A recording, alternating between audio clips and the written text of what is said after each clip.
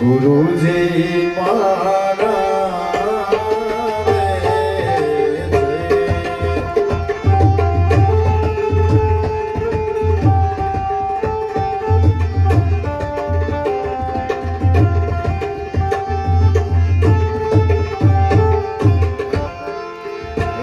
એની સવારીના સોર સંભળાય ગુરુજી મારા રે છે જી મને zero zero zero zero zero zero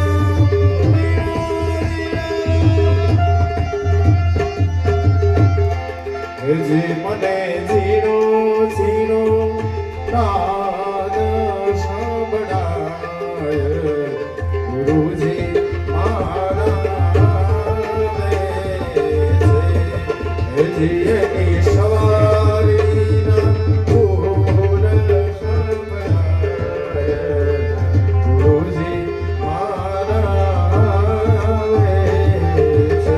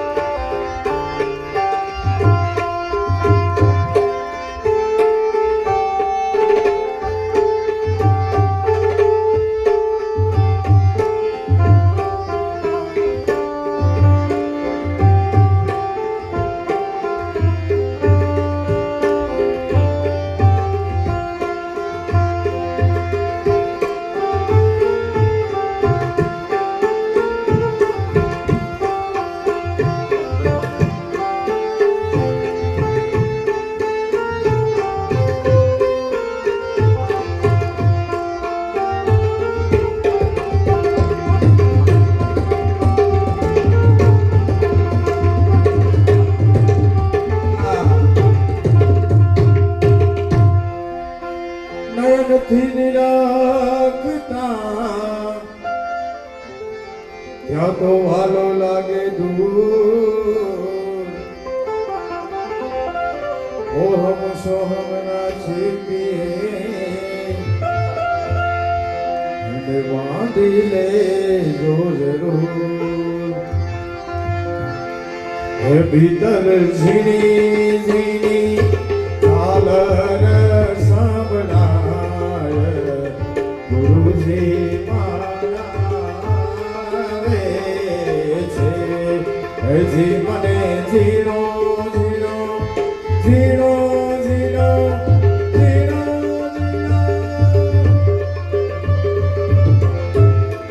હજી મને ઝીરો ઝીરો નાદ સંભળાય ગુરુજી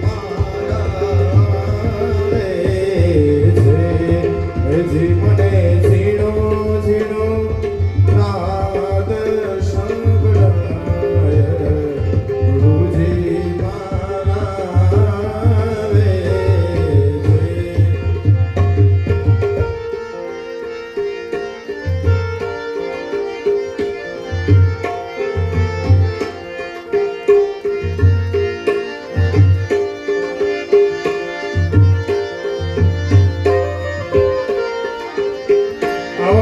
ગુરુના ચરણમાં મારે કાયમ રે દિવાળી ગુરુના ચરણમાં મારે કાયમ રે દિવાળી કદી રે નવાળી મેં તો રે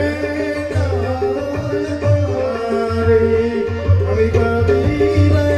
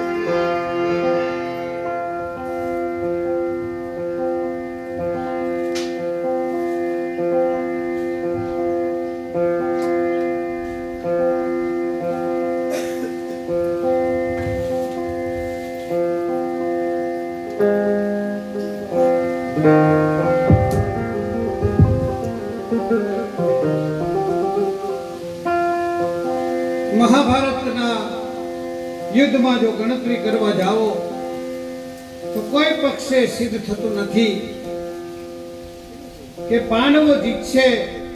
કૌરવના પક્ષે આટલા ચિરંજીવી છે. અશ્વત્થામા, કૃપાચાર્ય, ભીષ્માજીને ઈચ્છુક મૃત્યુનું વરદાન છે. એમને કોઈ મારી ન શકે. આટલા ચિરંજીવી સામે પક્ષે હતા છતાંય વિજય પાંડવોનો થયો. કારણ કે પાંડવોના પક્ષમાં ભગવાન ટોળા હોય, સંખ્યા હોય, એનો વિજય નથી થતો. જેના પક્ષે ભગવાન હોય ને એનો વિજય થાય છે. એટલે જીવનમાં સંખ્યા, સામખર્ય, પદ આ બધાને વિજય ન માનતા ભગવાન મારા પક્ષે છે કે નહીં એનો વિચાર કરજો, ત્યાં જ વિજય થશે. યત્ર યોગેશ્વર કૃષ્ણ યત્ર પાર્થો ધનુર્ધર તત્ર શ્રી વિજયો મૃતિ ધ્રુવા મૃત્યુમતી.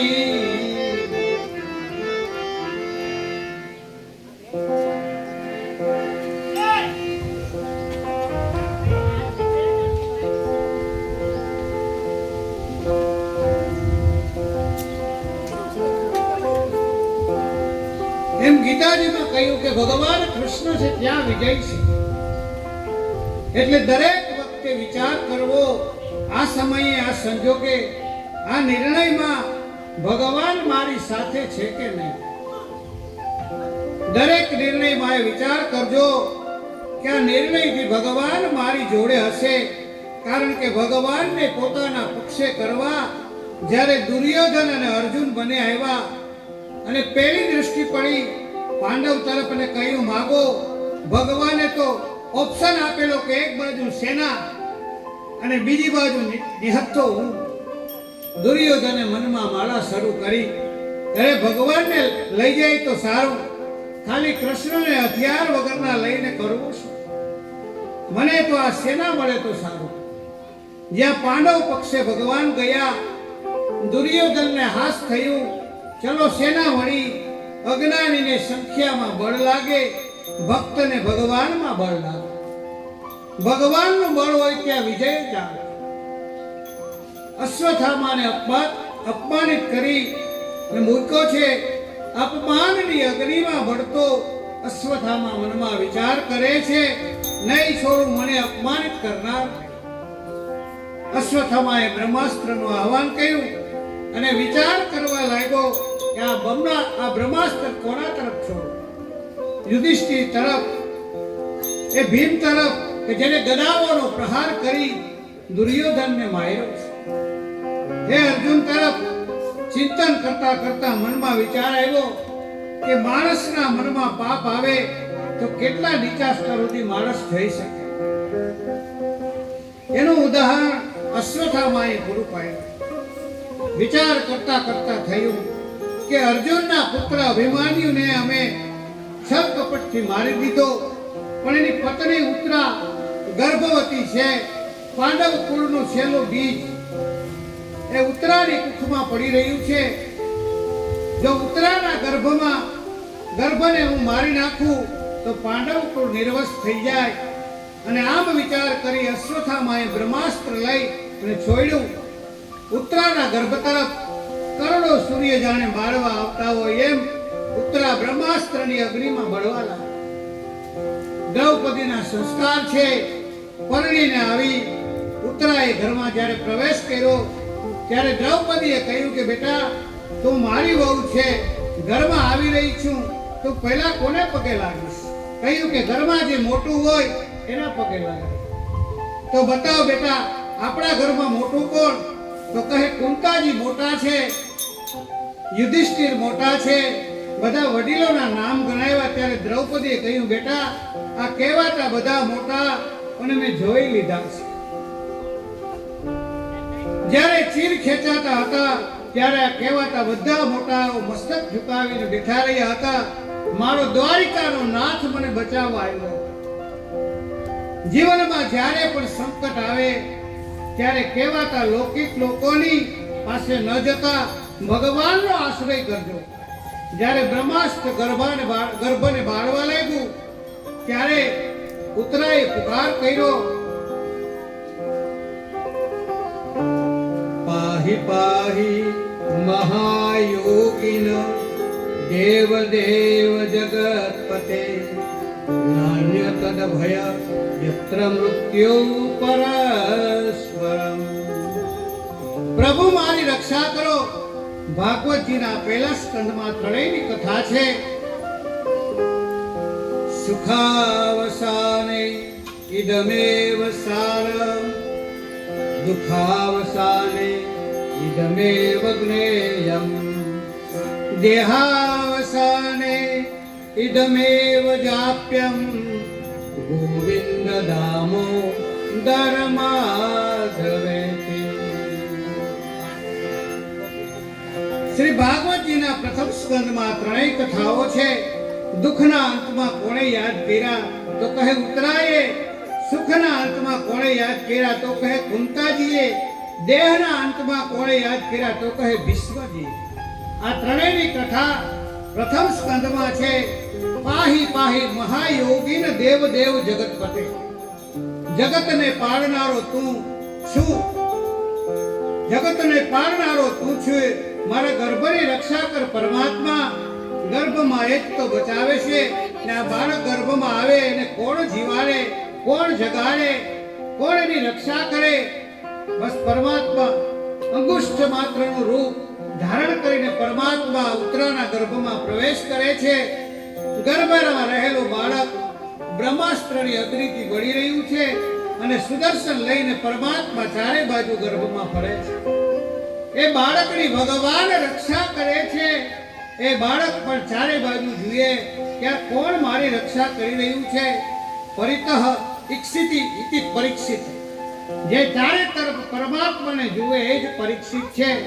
ભગવાને ગર્ભમાં રક્ષા કરી અને પરીક્ષિતનો જન્મ થયો છે.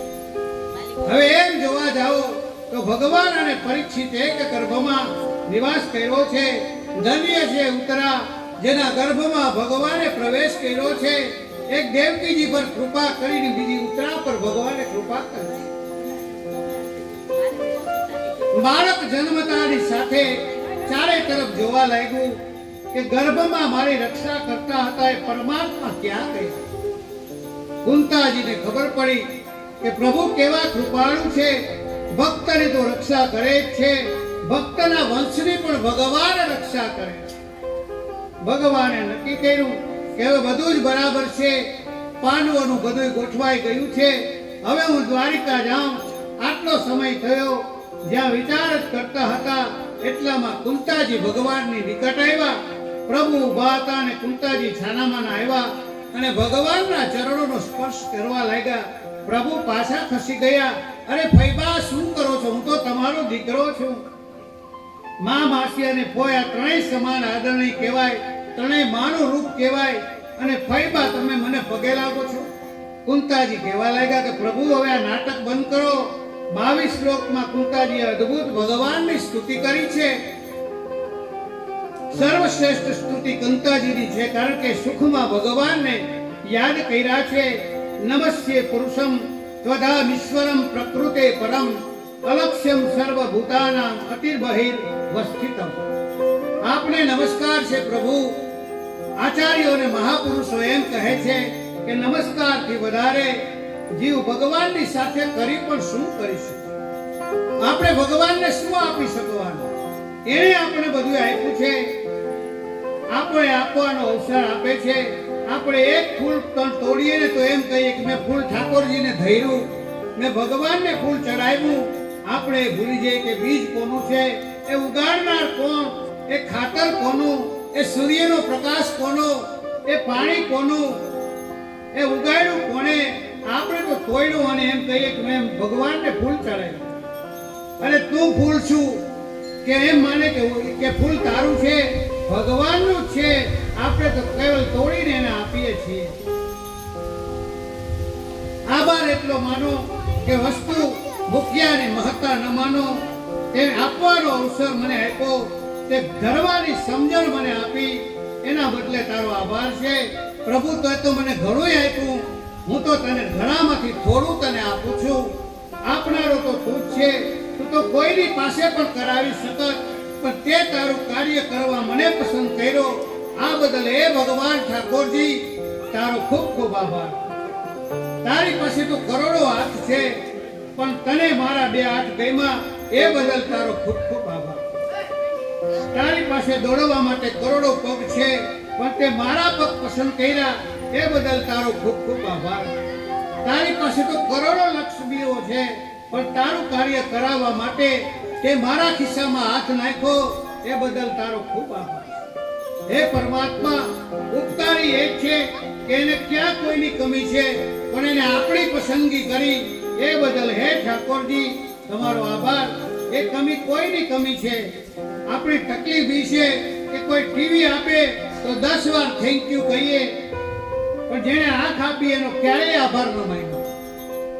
ટીવી આપે તો આપણે થેન્ક યુ 10 વાર કહીએ, પણ ભગવાન આપણે આંખો દીધી, આંખો છે તો ટીવી જોઈ હતી, એનો કોઈ દી આપણે આભાર માન્યો નહીં. કોઈ કાર આપે તો 10 વાર થેન્ક યુ કહી દઈએ, પણ જેને કાર ચલાવવા માટે હાથ પગ આપ્યા એનો કોઈ દી આપણે આભાર માન્યો નથી. ભક્તિ ન કરી શકો તો આભાર તો માની શકો ને. કુંતાજીએ બે હાથ જોડી ભગવાનને પ્રાર્થના કરી, આપને નમસ્કાર છે, કારણ કે પ્રભુ આપના એટલા ઉપકાર છે, એ બદલ હું કંઈ ચૂકવી શકું એમ નથી. અગણિત આપના ઉપકાર છે. પ્રભુમાં ભાવ ન જાગતો હોય ને તો ભૂતકાળને યાદ કરજો. કેવા કેવા સંજોગો અને સમય આવેલા, આપણને એમ લાગ્યું કે હવે ગયા, હવે ખતમ, હવે નીકળીશું, જીવનમાં કેમ આગળ વધીશું, પણ કોઈ ને કોઈ રૂપે પરમાત્મા આપણી સામે આવ્યા અને આપણને બધેથી ઉગારી લીધા. એ ક્યારેય યાદ નહીં અપાવે, એ ક્યારેય નહીં કહે કે મેં તને મદદ કરી હતી, હું એની જીભ પર બેસેલો, મેં હાથ લંબાવેલો, તારા માટે હું દોડેલો. આથી આપણી સમજ જોઈએ. એ સમયે એક ક્ષણે કોઈની અંદર પ્રવેશેલા પરમાત્માને ઓળખી જઈએ, એ સમજ આપણી હોવી જોઈએ. એના ઉપકારોને યાદ રાખજો તો તમને એના માટે ભાવ થશે. આ આપણી હોશિયારી, આપણે આપણી મહેનત કરીએ, ભૂલી જઈએ, બધાનો મૂળ ઉપકારી તો પરમાત્મા છે.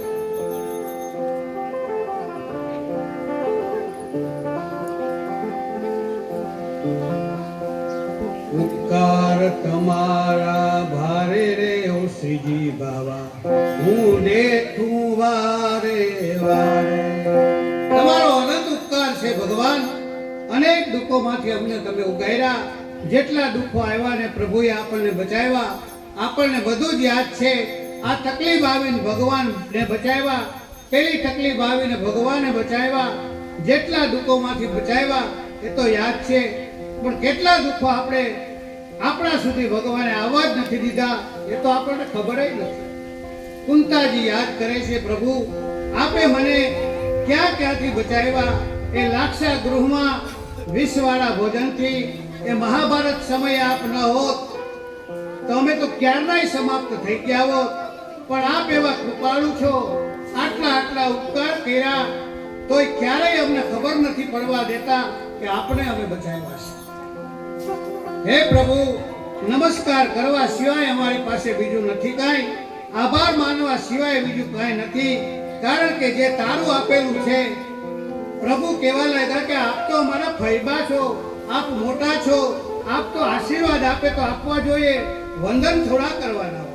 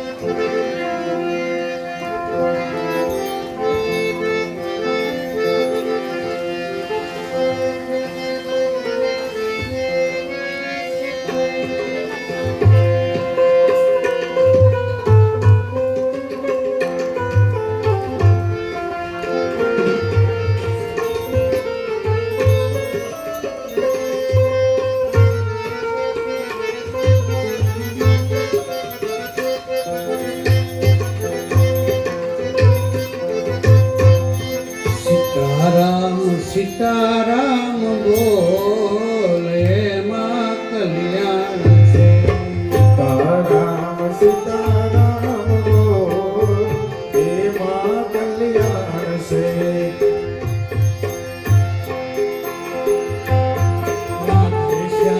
રાધે શ્યામ બોલ એમાં કલ્યાણ છે. એ રાધે શ્યામ બોલ એમાં કલ્યાણ છે.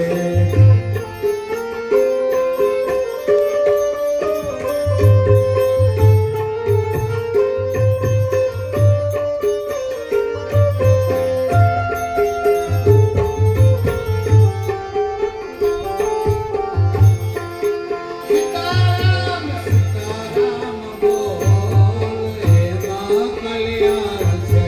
સીતારામ સીતારામ બોલ એમાં કલ્યાણ છે. રાધે શ્યામ બોલ એમાં કલ્યાણ છે. એ રાધે શ્યામ બોલ એમાં કલ્યાણ છે. એમાં કલ્યાણ છે ને એમાં બેડો પાર છે. એમાં કલ્યાણ છે ને એમાં બેડો પાર છે. સીતારામ સીતારામ બોલ એમાં કલ્યાણ સીતારામ સીતારામ બોલ એમાં કલ્યાણ છે. છે.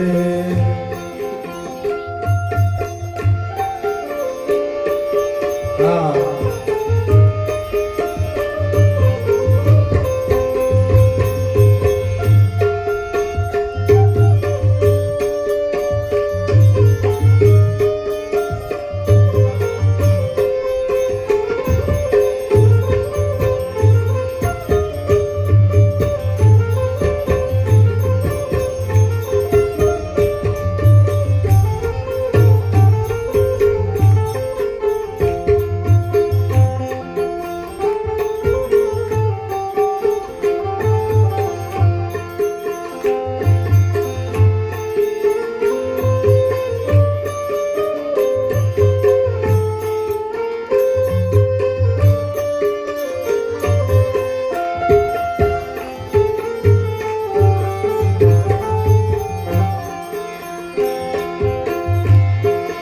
નાનું છે નામ એનો મહિમા છે મોટો.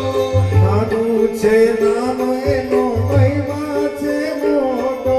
નાનું છે નામ એનો મહિમા છે મોટો. નાનું છે નામ એનો મહિમા છે મોટો. નાશવંત દુઃખમયા સંસાર ખોટો. અસંસ દુઃખમય સંસાર ખોટો. અમૃત મુખથી ઢોળ એમાં કલ્યાણ છે. એ અમૃત મુખથી ડોળ એમાં કલ્યાણ છે. સીતારામ સીતારામ બોલ એમાં કલ્યાણ છે. સીતારામ સીતારામ બોલ એમાં કલ્યાણ છે. રાધે શ્યામ બોલ એમાં કલ્યાણ છે. એ રાધે શ્યામ બોલ એમાં કલ્યાણ છે. એમાં કલ્યાણ છે ને એમાં બેડો પાર છે. એમાં કલ્યાણ છે ને એમાં બેડો પાર છે.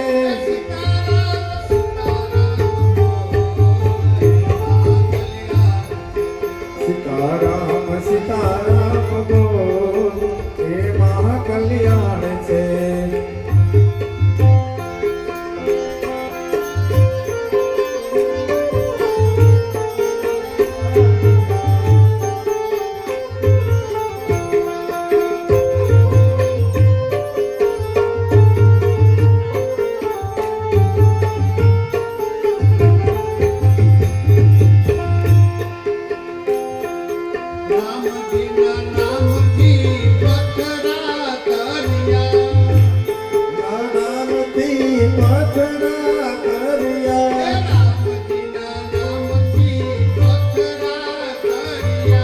રામજીના નામથી પ્રાર્થના કર્યા. રામજીનું નામ છે મહાગુણના દરિયા. રામજીનું નામ છે મહાગુણના દરિયા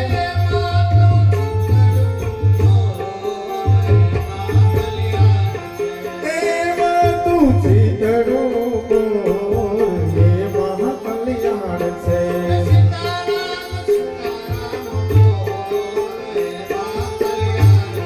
એ સીતારામ સીતારામ બોલ એ મહાકલ્યાણ છે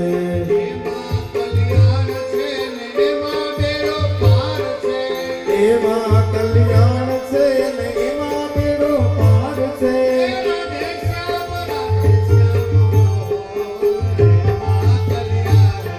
કે રાધે શ્યામ રામ બોલ એમાં કલ્યાણ છે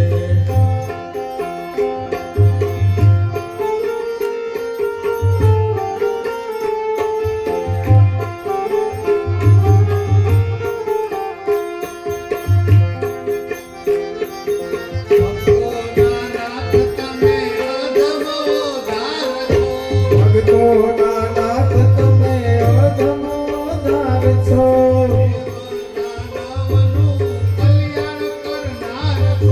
દેવ દાનવનું કલ્યાણ કરનાર છો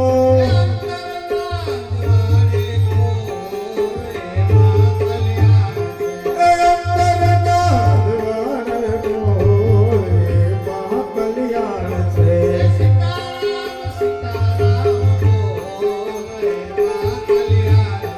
કે સીતારામ સીતારામ બોલ એ મહાકલ્યાણ છે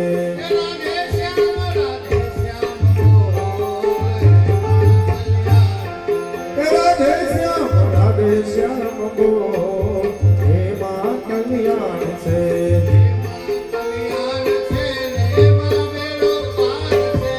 એમાં કલ્યાણ છે એમાં બેડો પાર છે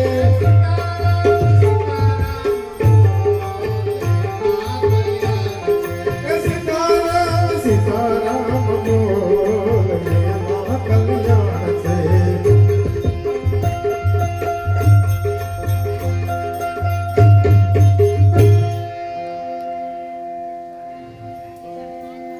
કુંતા માતા ભગવાન કૃષ્ણને કહે કે પ્રભુ હવે હું તમને ઓળખી ગઈ છું સાધારણ મારા લૌકિક સંબંધી નથી અત્યાર સુધી એ જ અજ્ઞાનમાં હું જીવતી હતી કે મારા ભત્રીજા છો મારા ભાઈના દીકરા છો લૌકિક દ્રષ્ટિ આજ સુધી મેં આપને જોયા છે પણ જ્યારે ઉત્તરાના ગર્ભમાં પ્રવેશ કરી આપે પાંડવોના વંશની રક્ષા કરી ત્યારે સમજાયું કે આપ કોઈ સાધારણ મનુષ્ય નથી આપ તો પરમ પુરુષ છો પરમાત્મા છો કારણ કે વ્યવહાર જગત છે લૌકિક લોકો તો વ્યવહાર જેટલો કરો એટલો ઉપકાર કરે આપ તો કૃપાળુ છો વ્યવહારુ છો આપ અમારા વ્યવહારને જોતા નથી આપ તો આપના સ્વભાવને જોઈને અમારા પર ઉપકાર કરો છો હું આપને ઓળખી દઈશ આપને ઓળખવા અઘરા છે આપ જેને ઓળખવા માંગો એ જ આપણે ઓળખી શકે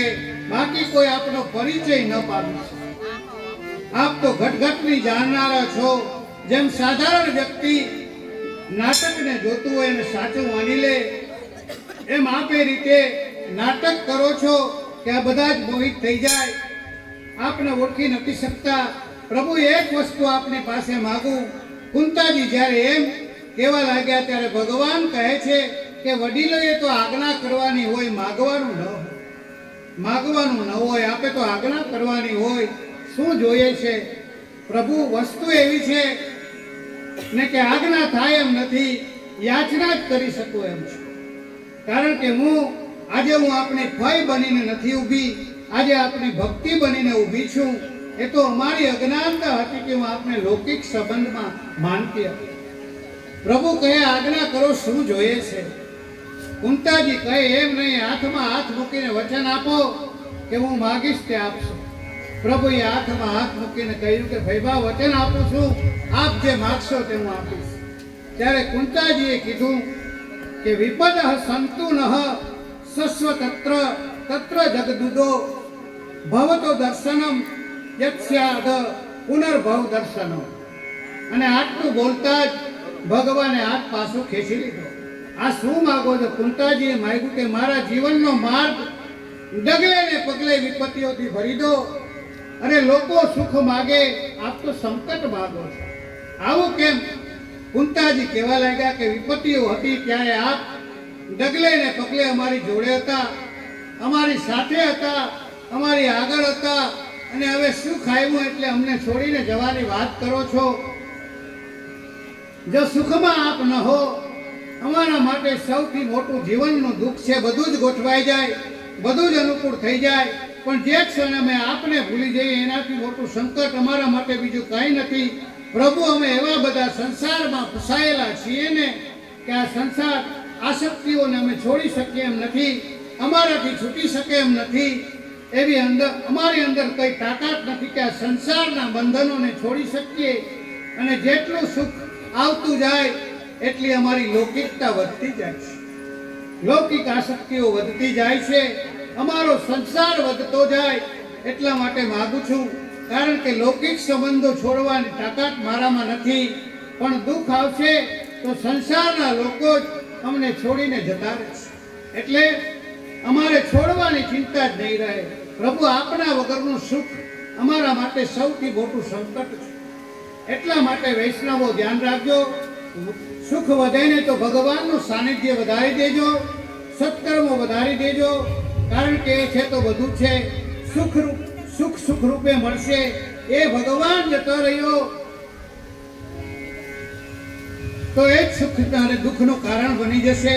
કુંતાજી કહેવા લાગ્યા કે પ્રભુ, જે સુખ ત્યાં સુધી સુખ છે, જ્યાં સુધી આપ સાથે હો, આપના વગરનું સુખ અમે સાચવી શકીએ એમ નથી. જો આપ જતા રહેશો તો એ જ અમારા માટે દુઃખનું કારણ બની જશે. દરેક સુખની પળોમાં, દરેક સુખની ક્ષણોમાં એવી સમજણ પ્રભુ અમને આપજો કે સુખ દ્વારા અમે આપના સત્કાર્યો અને સેવા કરી શકીએ. નહીં તો સુખ જ પતનનું કારણ બની જાય છે, આવડત જ અહંકારનું કારણ બની જાય. જેની અંદર કોઈ આવડત ન હોય એને અહંકાર ન થાય. કોઈ આવડત આવે, કોઈ વિશેષતા આવે, કોઈ સામથર્ય આવે એટલે એને એમ થાય કે હું કાંઈક વિશેષ છું. એટલે પ્રભુ કૃપા કરજો, કાં સાથ રહેજો, કાં સુખ, આવડત અને સગવડતાઓને ખેંચી લેજો. આ બે રસ્તા છે.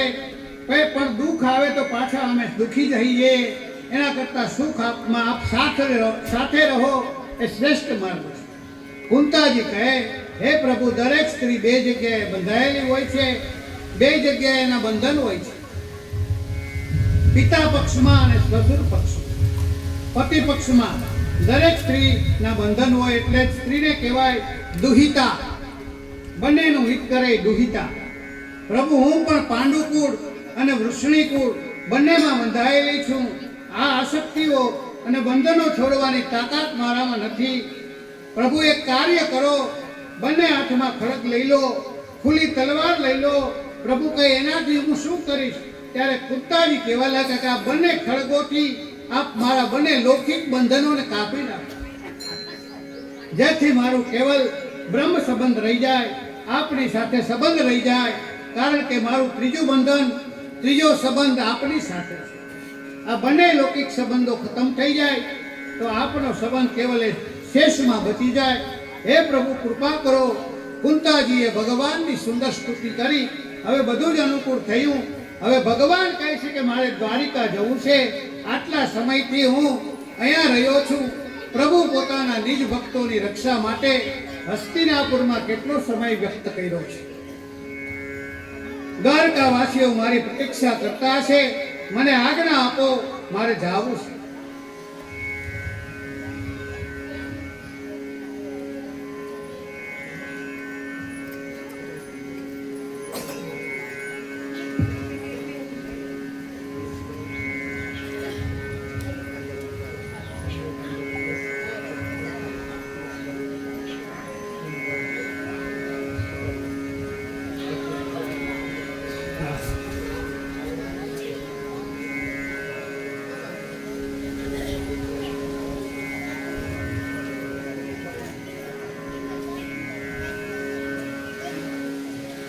આજની કથામાં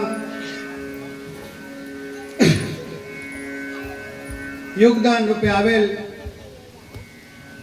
રાશિ 211 રૂપિયા ગીતાબા, 100 રૂપિયા ગંધુભાઈ દરબાર, 500 રૂપિયા સામતભાઈ લીલાભાઈ કચ્છા, 500 રૂપિયા અમીરભાઈ ઠેબાભાઈ ઓડેદરા, 500 રૂપિયા જેતાભાઈ માલદેભાઈ, 2001 રૂપિયા લક્ષ્મણભાઈ કરશનભાઈ ચૌહાણ હસ્તે દિલીપભાઈ અને કમલેશભાઈ, 1200 રૂપિયા રામ ભરોસે, 200 રૂપિયા નિલેશભાઈ રામભાઈ પરમાર, 551 રૂપિયા ઉગાભાઈ અરશીભાઈ મોડિયાસિયા, 200 રૂપિયા અરભમભાઈ વિરમભાઈ કેશોદ, 501 રૂપિયા કેશુભાઈ લાખાભાઈ, 1011 રૂપિયા બાપા સીતારામ સત્સંગ મંડળ કેશોદ, 501 રૂપિયા જગાભાઈ પુંજાભાઈ કોડિયાતર, 550 રૂપિયા અમીરભાઈ અર્જનભાઈ સિંધલ, 100 રૂપિયા સવદાસભાઈ ભુરાભાઈ દાસા. બોલો ભાગવત ભગવાન કી. આજે અત્યારે આપણે કથા વિરામ થાય પછી બાળકોને ચટણી ને ભજીયા સંજયભાઈ તથા પિયુષભાઈ ખટારિયા અને સંજયભાઈ કાંધાભાઈ જાડેજા તરફથી ખવડાવવાના છે. માટે દરેક બાળકો ભોજનનો પ્રસાદ લઈને જાય. અને આવતીકાલે વ્યાસપીઠ વક્તા બાપુ અને સાજિંદાઓનું જમણવાર નાથાભાઈ બચુભાઈ દાસાને ત્યાં રાખેલ છે. બોલો ભાગવત ભગવાનની.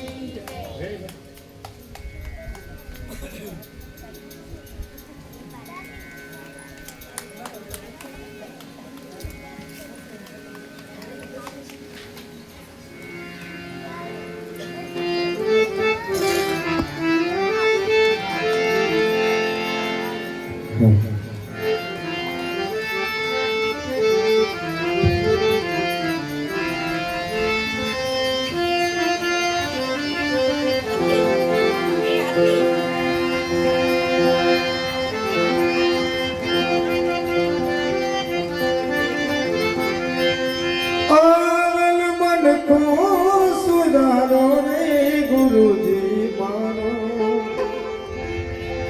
આવેલ મન કો સુધારો ગુરુજી મારો, આવેલ મન કો સુધારો.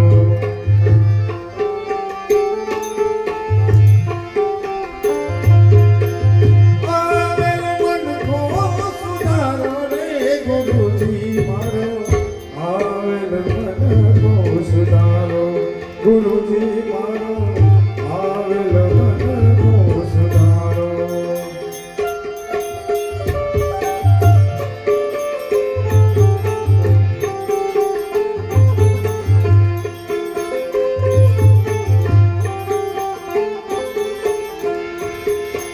લખ 84 માં બહુ દિન ભટક્યા,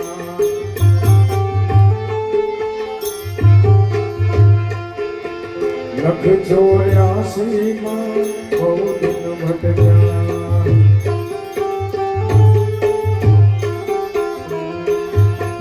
ઘડી ઘડી પશુ અવતારો,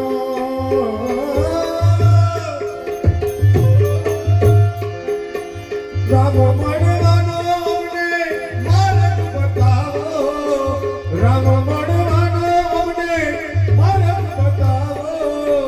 મટી જાય ઘોર તારો રે ગુરુજી મારો, આવેલ મન કો સુધારો ગુરુજી મારો, આવેલ મન કો સુધારો.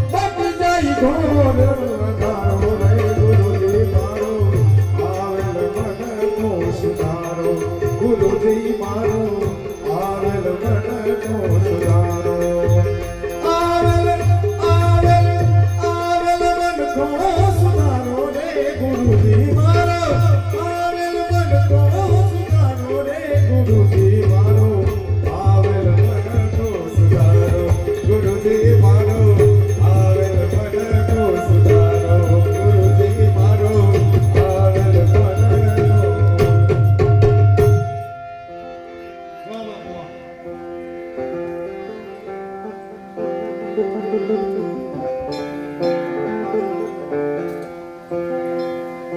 પ્રભુ જ્યાં દ્વારકા જવા માટે રથ પર સવાર થયા એટલામાં કોઈ એક દૂત દોડતો દોડતો ત્યાં આવ્યો. ભગવાન પાસે આવીને કહેવા લાગ્યો કે કૃપાનાથ, આપે કોઈને વચન આપ્યું છે, આપ એમને એમ જઈ નહીં શકો.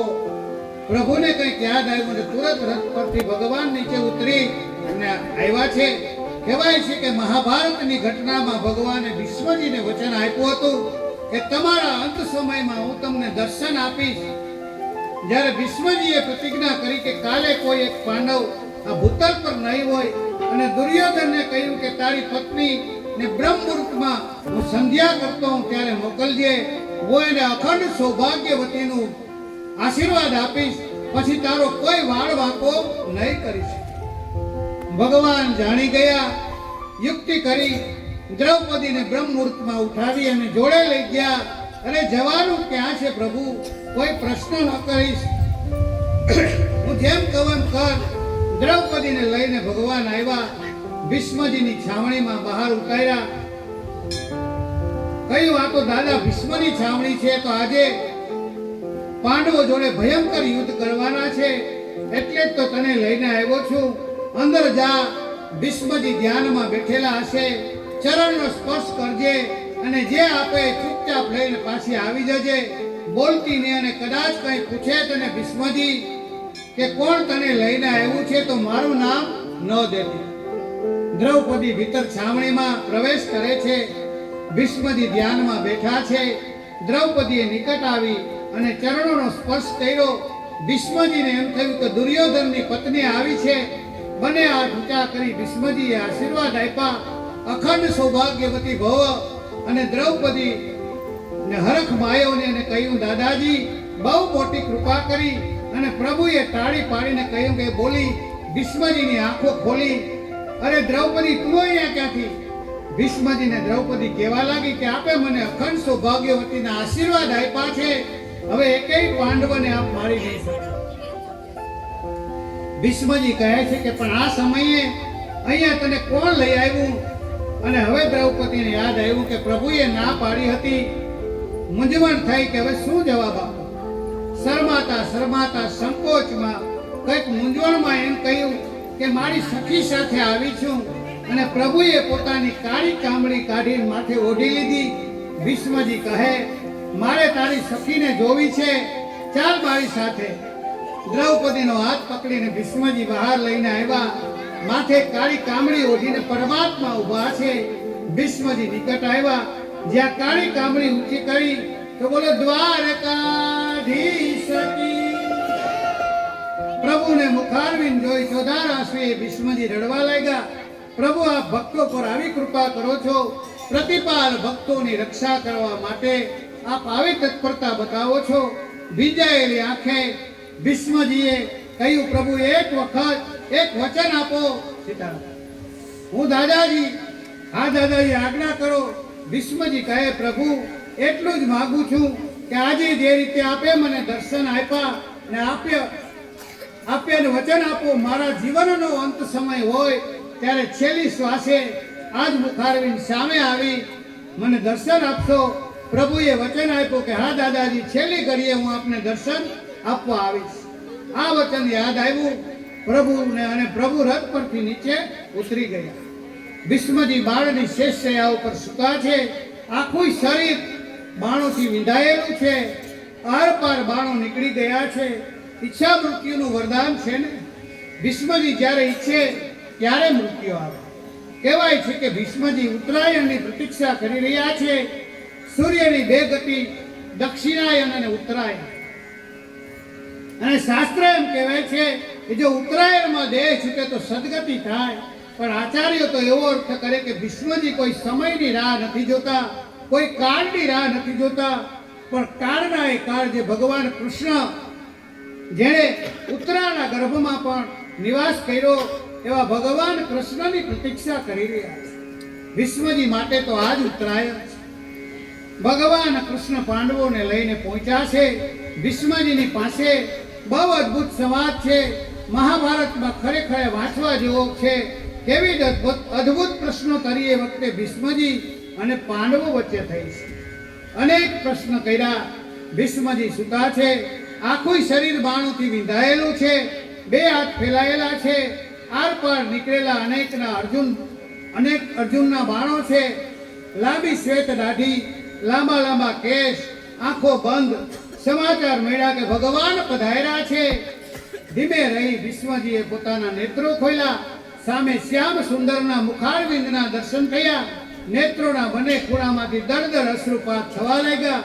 પ્રભુ, આપ મારો અંત સમય સુધારવા સંભાળવા માટે, આપનું વચન નિભાવવા માટે પધાર્યા છો.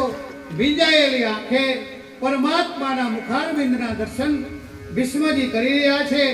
નિસાધન અવસ્થામાં બીજું શું કરે, પોતાના વાક પુષ્પોને પ્રભુના ચરણારવિંદમાં સ્તુતિ રૂપે સમર્પિત કર્યા છે.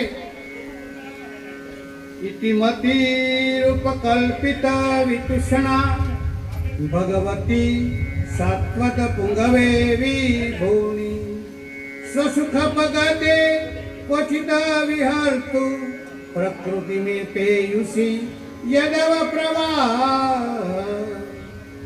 ભીષ્મજીએ 11 શ્લોકમાં ભગવાનની સ્તુતિ કરી છે. પ્રાય સ્તુતિનો આરંભ અથ શબ્દથી થાય છે અને સ્તુતિ એવી છે કે શરૂઆતથી ઇતિ શબ્દથી કરે. શ્રી મહાપ્રભુજીએ શ્રી સુબોધીજીની આજ્ઞા કરે છે. ઇતિ શબ્દ કર્મ સમાપ્તિ વાચક. માનો ભીષ્મજી કહી રહ્યા છે કે હવે મારા સમસ્ત કર્મો ને આપણા ચરણમાં ઇતિ થઈ રહી છે. હવે કાંઈ જ કરવાનું શેષ રહ્યું નથી. પ્રભુ આપના માટે એક વસ્તુ બચાવીને રાખી છે. થતું હતું જ્યારે અંત સમયમાં આપ આપનું વચન નિભાવવા પધારશો ત્યારે હું આપને ભેટ આપીશ. પણ કઈ ભેટ? એ મારી મતિ, વિતુષ્ણ મતિ, આ મારી બુદ્ધિ આપના સિવાય બીજે ક્યાંય લગાવેલી નથી, સદાય આપણામાં રહી છે. ભગવાન કહેવા લાગ્યા કે દાદાજી, ખોટું ન બોલો. જો બુદ્ધિ મારામાં હોત તો આપ પાંડવોના પક્ષમાં હોત, કૌરવોના પક્ષમાં ઊભા ન હોત. અરે પ્રભુ, બુદ્ધિ આપનામાં હતી એટલે તો આ સામા પક્ષમાં રહ્યો. કારણ કે યુદ્ધના મેદાનમાં જો હું પાંડવોના પક્ષે હોત તો વળીને આપણા દર્શન કરવા સંભવ ન હતા. સામા પક્ષે એટલા માટે રહ્યો કે સીધા આપના દર્શન રહે.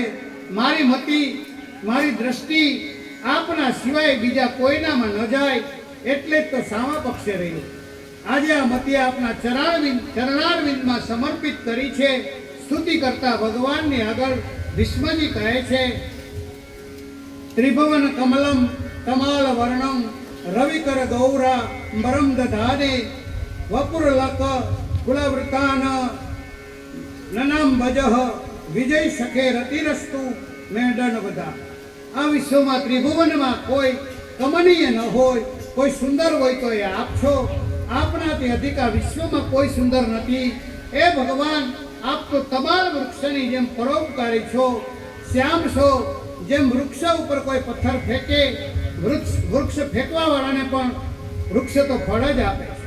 એવી રીતે પ્રભુ, આપ અમારા કેટલાય પથ્થરો આપની તરફ ફેંકાયા, આપે તો કૃપાના ફળ જ અમને આપ્યા છે. જ્યારે પણ આપે આપ્યું તો ફળ આપ્યું, કૃપા આપી છે. સૂરજના કિરણો જેવું પીળું પિતાંબર આપે ધર્યું, જેમ વેણુ ગીતમાં માયા રૂપ પિતાંબર પ્રભુએ ધર્યું. એટલે કહ્યું કે કનક કરપીશ વૈજયંતી ચમાલા. ત્યાં સોના જેવું પીળું છે, પણ અહીં ભીષ્મ સ્તુતિમાં પ્રભુનું પિતાંબર રવિકર ગૌરાંબરમ, સૂરજના કિરણો જેવું છે. અહીંયા જ્ઞાન રૂપ પિતાંબર છે, ત્યાં માયા રૂપ પિતાંબર છે. ભીષ્મજી એક એક ઘટનાઓને યાદ કરે છે. સ્તુતિ કરતા ભીષ્મજી કહે છે, યુધિ તુરંગ જોવી ધુમ્ર વિશ્વ કુવલલિતમ શ્રમ વાર્યમ લંકા. જો યુદ્ધના મેદાનમાં રથની લગામ ખેંચી આમ તેમ રથને લઈ જતા જ્યારે આપ પરિશ્રમિત થઈ આવો, એ પરસેવે રેબજેબ થયેલો આપે ઘોડાઓની ખુરજતથી મંડિત થયેલા આપ કેવા સુંદર લાગી રહ્યા હતા. અર્જુન માટે આપ કેવો શ્રમ લઈ રહ્યા છો. આ પ્રભુ જ્યારે આપે પ્રતિજ્ઞા લીધી કે આપ હથિયાર નહીં ઉપાડો, એ સમયે મેં પ્રતિજ્ઞા લીધી કે આપણા હાથમાં હથિયાર લેવડાવીશ. આપ એવા કૃપાળુ છો કે ભક્તોના વચન રાખવા માટે આપ પોતાના વચનોને પણ છોડી દો.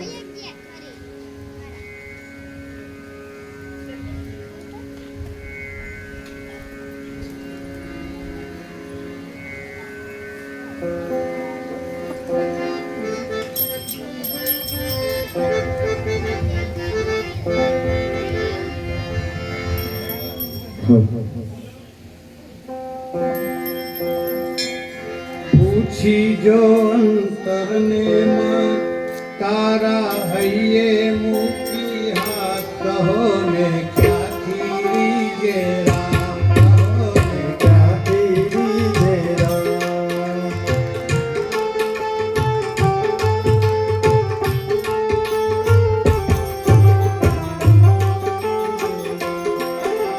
ક્યાંથી રીજે રામ.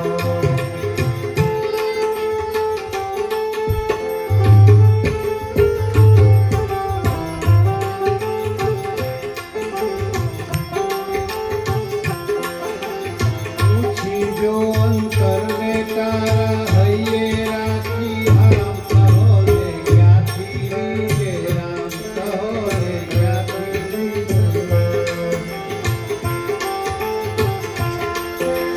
પૂછી જો અંતરને તારા હૈયે મૂકી હાથ, કહો ને ક્યાંથી રીજે રામ, કહો ને ક્યાંથી રીજે રામ.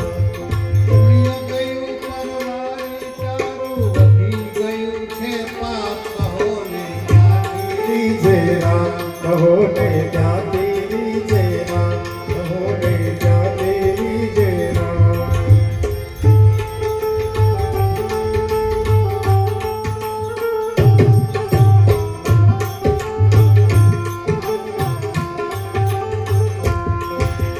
સ્વાર્થના સૌ સગા સંબંધી, સ્વાર્થમાં છે દુનિયાની. સ્વાર્થના સૌ સગા સંબંધી, સ્વાર્થમાં છે દુનિયાની. देख तेरे संसार की हालत क्या हो गई भगवान,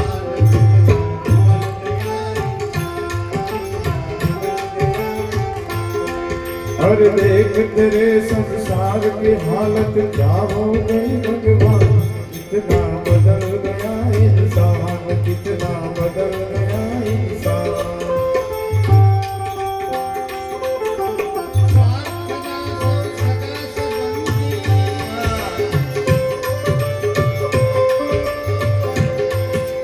स्वार्थમાં છે દુનિયાની. સ્વાર્થના સૌ સગા સંબંધી, સ્વાર્થમાં છે દુનિયા બંધી. માલા મેરી માતા જગમાં શરીરના વ્યાસા, કહો ને ક્યાંથી રીજે રામ, કહો ને ક્યાંથી રીજે રામ, કહો ને ક્યાંથી રીજે राम. की हालत क्या हो गई भगवान, कितना बदल गया इंसान, कितना बदल गया इंसान.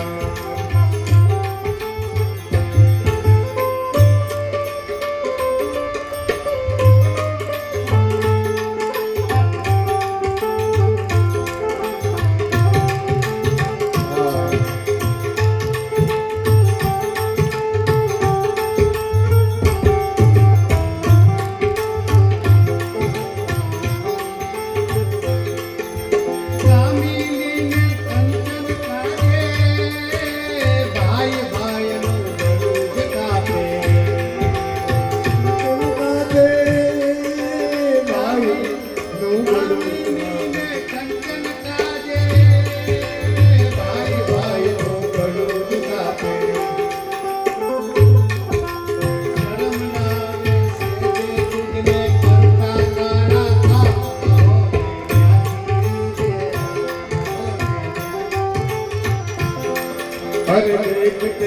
संसार की हालत क्या हो गई भगवान, कितना बदल गया इंसान, कितना बदल गया इंसान।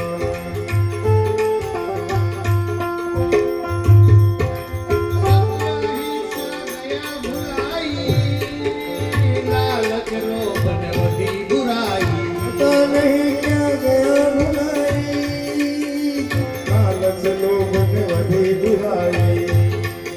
हे पापी के तने खातर जे कत्ल थती गौ बात कहो रे क्या तेरी ये रात, कहो ने क्या तेरी तेरा, पापी के तने खातर जे कत्ल थती गौ बात, कहो ने क्या तेरी तेरा, कहो ने क्या तेरी तेरा। हे पंछी जो अंतर में तारा है ये मुखी हाथ,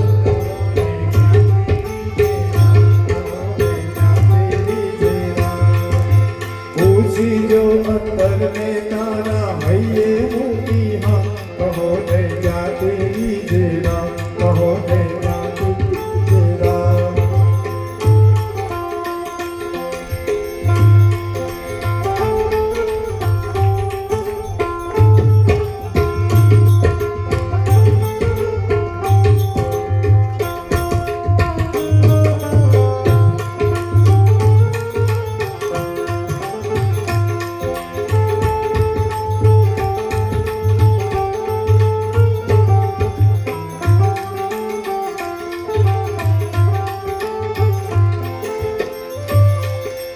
झूठू बोलता नाच पातो,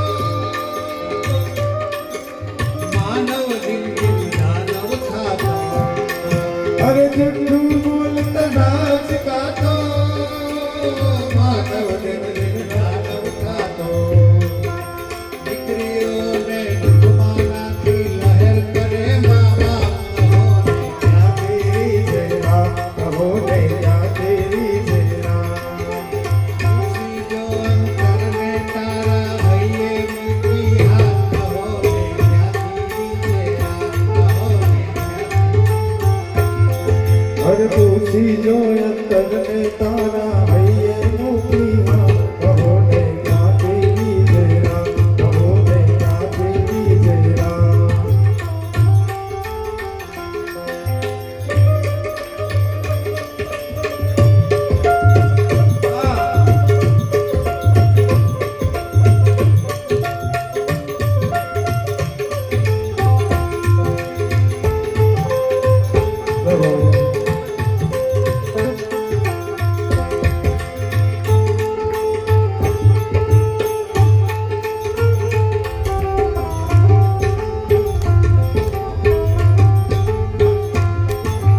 કયો જમાનો રામ સીતાનો, પવિત્રતા રે પતિવ્રતાનો, कयो जमानो राम सीतानो, पतिव्रता ने पवित्रतानो।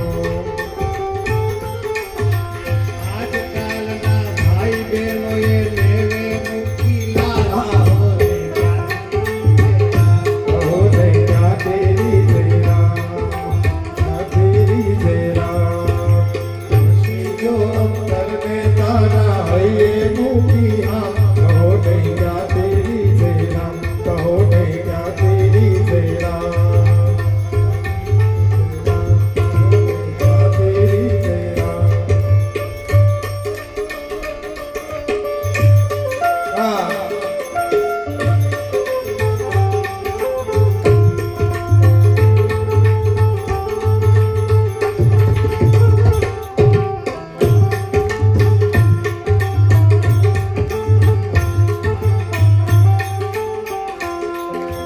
ના જોતી માં બેન કે બેટી,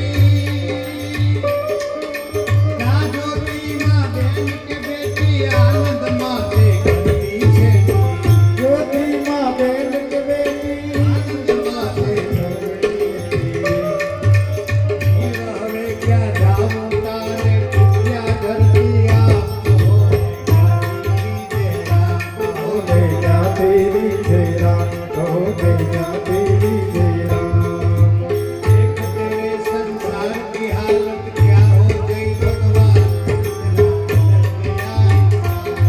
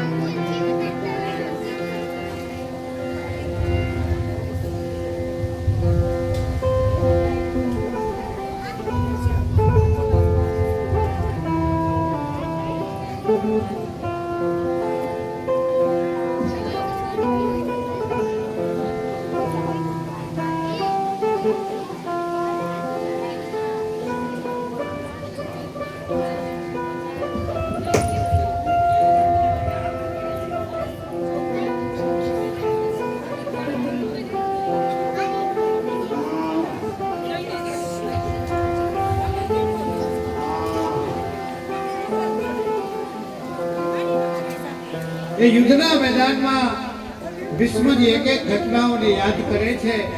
સ્તુતિ કરતા ભીષ્મજી કહે છે કે યુદ્ધના મેદાનમાં રથની લગામ ખેંચી ખેંચી રથને આમ તેમ લઈ જતા હતા.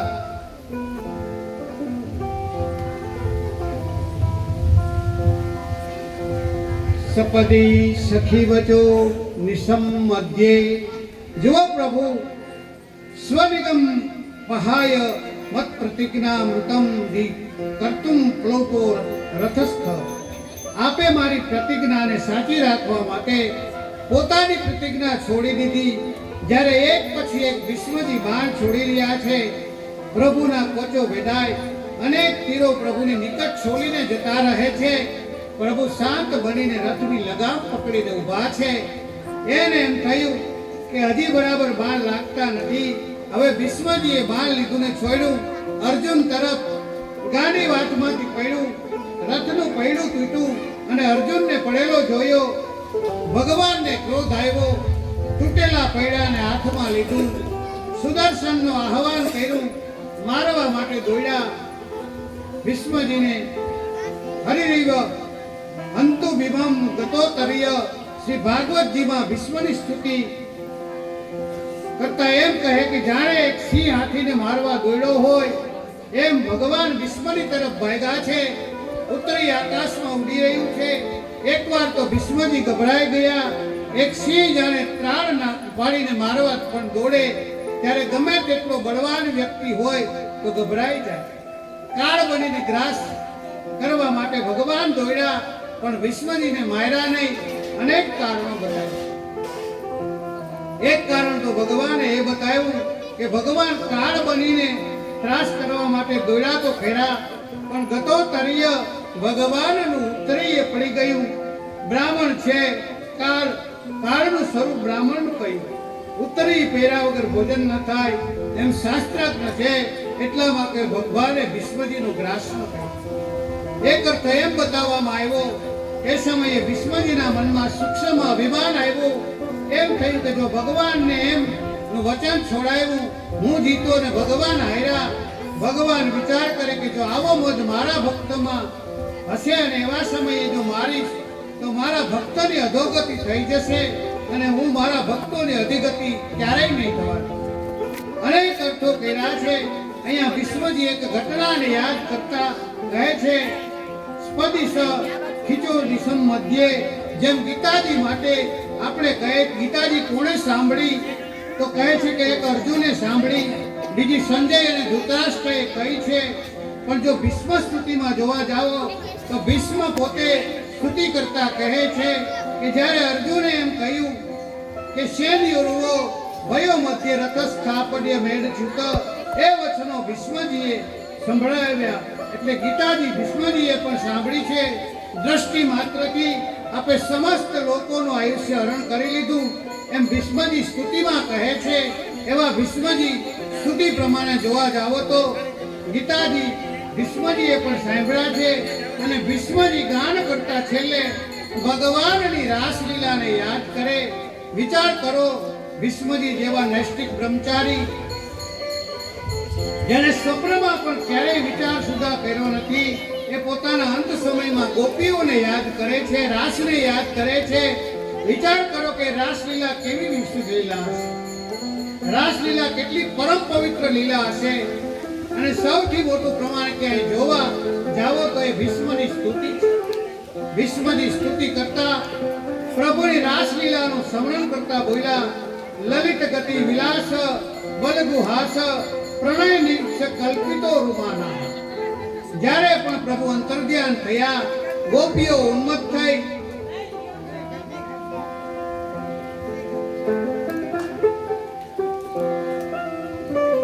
કૃષ્ણમય થઈ ગઈ. ભગવાન કૃષ્ણની લીલાઓનું અનુકરણ કરવા લાગી. કૃષ્ણ જેમની રતિગતિ મતી થઈ ગયા એવી તન્મય થયેલી ગોપીઓના આવા કૃષ્ણમાં મારી રતિગતિ અને મતીઓ એવી યાચના ભીષ્મજી કરી રહ્યા છે. ભીષ્મજી પ્રભુનું એ સમગ્ર લીલાઓનું અનુસંધાન કરે છે, સ્મરણ કરે છે. માણસ જ્યારે છેલ્લી ઘડીએ બેઠો હોય અને એમ અંતિમ સમય હોય ત્યારે એની ભૂલો એને યાદ આવે. પણ એ અંતિમ સમયે ભૂલોને યાદ કરવા કરતા ભગવાનની જીવનમાં રહેલી કૃપાઓને યાદ કરવી જોઈએ. જ્યારે માણસે બહુ પાપ કર્યા હોય ને ત્યારે છેલ્લી ઘડીએ પાપ યાદ આવે, એ ખોટું કર્યું, આ ખોટું કર્યું, પરંતુ જેના ઉપર ભગવાનની કૃપા રહી હોય, જેના હાથે સેવા અને સત્સંગ થયા હોય ને અંતિમ સમયમાં ભગવાનની થયેલી જીવનમાં કૃપાઓ યાદ આવે છે. પ્રભુએ કેવી મારા ઉપર કૃપા કરી, આ સાધારણ જીવને કેવા કેવા લાભ એમણે જીવનમાં અપાવ્યા. મને એમણે કથાઓ કરાવી, મને એમણે સત્સંગ કરાવ્યો, મને એમણે મનોરથો કરાવ્યા, મને એમણે યાત્રાઓ કરાવી, મને ગુરુનું સાનિધ્ય આપ્યું, મને વૈષ્ણવનો સંગ આપ્યો. પ્રભુની કૃપા જેના પર હોય એના અંત સમયમાં ભગવાનની કૃપાનું સ્મરણ થાય. ભીષ્મજીએ ભગવાનની કૃપાનું સ્મરણ થઈ રહ્યું છે. હે પ્રભુ, સમય મારો સાધજે વાલા, કરું હું તો કાલા. આખી જિંદગી તારું નામ લઈશ, તારી સેવા કરીશ, પણ છેલ્લી ઘડીએ મારી આંખો પર મારો વશ નહીં થાય, મારા મન પર મારો વશ નહીં હોય, મારી જીવા ઉપર મારો વશ નહીં હોય, મારા દેહ ઉપર મારો વશ નહીં હોય. આવા સમયે પ્રભુ મારી જીવા ઉપર તું આવીને બેસી જજે, મારી છેલ્લી ઘડી તું સાચવી લેજે. ભગવાન પ્રભુ, છેલ્લી ઘડી મનુષ્યની કેવી હોય? જ્યારે પોતાના દેહ પર પોતાનો વશ ન રહે, પરાધીન થઈ જાય મનુષ્ય. પણ જેને આખી જિંદગી ભગવાનને સાચવા હોય ને છેલ્લી ઘડી ભગવાન એને સાચવી લે છે. તમારી અધોગતિ નહીં થવા દે. ભગવાનની ઉપર ભરોસો રાખજો, એના ઉપર એની આંખની સામે આવીને ઊભા રહી જજો.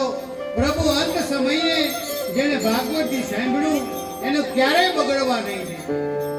એક વસ્તુ યાદ રાખજો કે ભાગવતની કથા હું તમને સંભળાવી નથી રહ્યો, પણ હૃદયમાં વાવી રહ્યો છું. જ્યારે છેલ્લી ઘડી આવશે ત્યારે એમાં લાગેલા ફળ એ તમને ભગવાન રૂપે પ્રાપ્ત થશે. સાંભળેલે તો ભૂલી જવાય, વાવેલું ઉગી નીકળે. સાચા અર્થમાં જ્યારે સમય આવે ત્યારે ઉગીને નીકળે, સાચું ધન કહેવાય. ભાગવતજીનું શ્રવણ નથી, રસપાન કહીએ છીએ, કારણ કે શ્રવણ તો કેવલ કર્ણેન્દ્રિયનો વિષય છે, પણ રસપાન તો રૂવાળાથી કરવામાં આવે, રોમથી કરવામાં આવે. ચિત્ત લાગ્યું ભગવાનના ચરણોમાં અને વિશ્વજી ભગવાનના ચરણારવિંદને પ્રાપ્ત થયા. બોલો વિશ્વજી મહારાજ કી જય. વિશ્વજીની સદગતિ થઈ છે. હવે ભગવાન દ્વારકા પધાર્યા છે. દ્વારકામાં બહુ મોટો ઉત્સવ થયો. ઘણા સમયથી દ્વારકા વાસીઓ પ્રતીક્ષા કરતા હતા જ્યાં પ્રભુ પધાર્યા.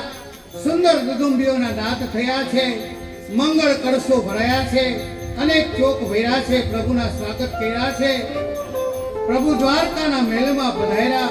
વસુદેવ અને દેવકીજીને જઈને વંદન કર્યા છે. આપણે ત્યાં એટલે જ્યારે પણ કોઈ શુભ કાર્ય કરવા જાઓ, યા શુભ કાર્ય કરીને આવો તો વડીલોના આશીર્વાદ જરૂર લેવા જોઈએ. વસ્તુ મળી જવાથી સફળતા ફળતી નથી. આશીર્વાદ હોય તો વસ્તુના સદુપયોગ કરવાનો મનમાં સૂજે, નહીં તો એ જ સુખના સાધનો પતનના કારણો બની જાય છે. એટલે સમયે સંજોગે વડીલોના, માતા પિતાના આશીર્વાદ જરૂર લેવા. ત્રણના આશીર્વાદ ક્યારેય ચૂકવા નહીં. મારા આશીર્વાદ, એક ગુરુના આશીર્વાદ અને એક પરમાત્માના આશીર્વાદ. આ ત્રણના આશીર્વાદ જ્યારે પણ મળે એ ક્યારેય ગુમાવવા નહીં. પ્રભુ દ્વારિકા પધાર્યા. મોટો ઉત્સવ થયો. અહીંયા અર્જુનનું મન લાગતું નથી, કારણ કે આટલું મોટું રાજ્ય મળ્યું, રાજાઓ બન્યા, સુખ સુવિધા મળી, સગવડતા મળી, પણ ભગવાન જતા રહ્યા ઘરેથી. એટલા માટે જ્યારે ભાગવત કથા હોય ત્યારે વાક્ય કહેવાનું ક્યારેય ભૂલતો નથી કે હે વૈષ્ણવો, વૈષ્ણવોના બાળકો, વહુઓ અહીંયા બેઠા હોય તો એટલું ચોક્કસ કહીશ કે વડીલોના ગયા પછી ધન સંપત્તિ વૈભવ બધું મળે બરાબર, પણ એક વસ્તુ ચૂકતા નહીં, વડીલોને માથે બિરાજતા ભગવાન ઠાકોરજી એમના પછી ગયા પછી બહાર કાઢતા નહીં. આપણે ઘરમાંથી ઘણીવાર વડીલો આપણા દાદીમાં પૂજા કરતા હોય, ભગવાનને ઘરમાં પધરાવ્યા હોય કે હવે આપણે પૂજા કરવાનો સમય નથી, આના મંદિરે પધરાવ્યા. મહેરબાની કરીને એવું ન કરવું. વડીલોએ જે કંઈ આપણી પરંપરા હોય, આપણાથી ન બને તો દુઃખ દીવો કરી લેવો, પણ એને બહાર મૂકવા જવાય નહીં. એ તમારા કુટુંબમાં જ રહે, તમારા ઘરમાં રહે. તમારા મમ્મી પપ્પા, સાસુ સસરા, બા દાદાને બધાને કહેજો કે અમે તમારા જેટલી કદાચ સેવા નહીં કરી શકીએ, પણ ભાગવત સાંભળ્યું એટલે એક વચન ચોક્કસ આપીએ કે તમારા ગયા પછી આપણા ઠાકોરજી આપણા ઘરે જ રહેશે. યથાશક્તિ અમે સેવા કરશું, પણ જેની કૃપાથી સુખ આવ્યું એને ક્યારેય કાઢીશું નહીં. આવું જો યુવાન દીકરા દીકરી વહુઓ નક્કી કરી લે તો તમારે ઘરે બિરાજતા ભગવાન ક્યારેય હવેલીની ગ્વાલ મંડળીઓમાં ન આવે, તમારા ઘરે જ રહે. અર્જુનને આનંદ થતો નથી, કારણ કે અર્જુનનો આનંદ તો ભગવાન કૃષ્ણ છે. યુધિષ્ઠિરને કહેવા લાગ્યા, મોટાભાઈ બધું જ મળ્યું બરાબર, પણ ભગવાન ઘરેથી ગયા, ચિત્તમાં આનંદ નથી. તમે જો આજ્ઞા આપો તો હું દ્વારકા જાઉં, ભગવાન જોડે થોડા દિવસ રહીને આવું. આજ્ઞા લીધી, અર્જુન દ્વારકા ગયા.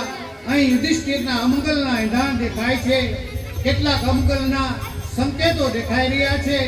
ઘણી ઘટનાઓ એમ બને કે આપણને એમ લાગે કે કંઈ અજુગતું થવાનું છે, કંઈક સારું થવાનું હોય તો પણ સંકેતો મળે. યુધિષ્ઠિરનું મન ઉદ્વેગિત છે. આટલો સમય થઈ ગયો, હજી અર્જુન પાછો આવ્યો નથી. અહીંયા ધૃતરાષ્ટ્ર પાંડવોની સાથે રહે છે, પાંડવોના સંસ્કારો છે. રોજ પગે લાગવા માટે યુધિષ્ઠિર ધૃતરાષ્ટ્ર અને ગાંધારી પાસે જાય છે. સંસ્કારો છે, કેટલા ઉપાયો કર્યા હતા પાંડવોને મારવા માટે. આજે ધૃતરાષ્ટ્ર પણ આજે હવે કોઈ છૂટકો નથી, એટલે પાંડવોના વડીલો બનીને રહે છે. વિદુરજીને થયું કે આ બરાબર નથી થઈ રહ્યું.